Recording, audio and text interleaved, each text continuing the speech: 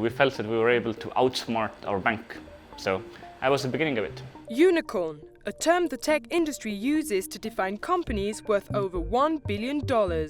But they're becoming less and less mythical, with 13 companies reaching the Hollywood threshold over the past 12 months in Europe alone. CNBC's new series aims to find out more about them. In this episode, we visit TransferWise to find out how it started and where it's going next. TransferWise was really born out of personal frustration. I moved from Estonia to London. So I realized that besides my bank in Estonia charging me 25 euros to make a transfer, they also used an exchange rate which was 3 or 4% different to the mid-market exchange rate. So all in all, when I was sending 1,000 euros, I lost about 50 euros of it. We launched TransferWise beginning of 2011, and then back then we were sending money between Estonia and the UK. It was 2 of us when we launched. And kind of fast forward from there, today we are a company of 400 employees. We're transferring £500 million of customer money every month. The peer-to-peer FX transfer service has swanky offices, complete with in-house sauna, just a stone's throw away from Silicon Roundabout in London.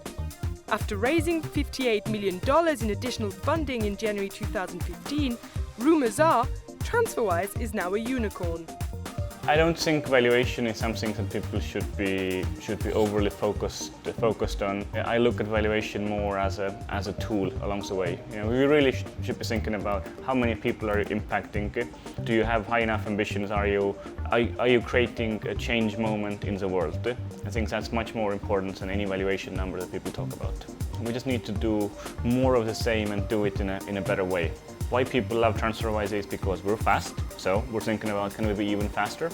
We're low cost, we have to continue on this, and it's very easy to use and very transparent. Today you can use TransferWise to send money to 50 countries, so how can we send money to 100 countries?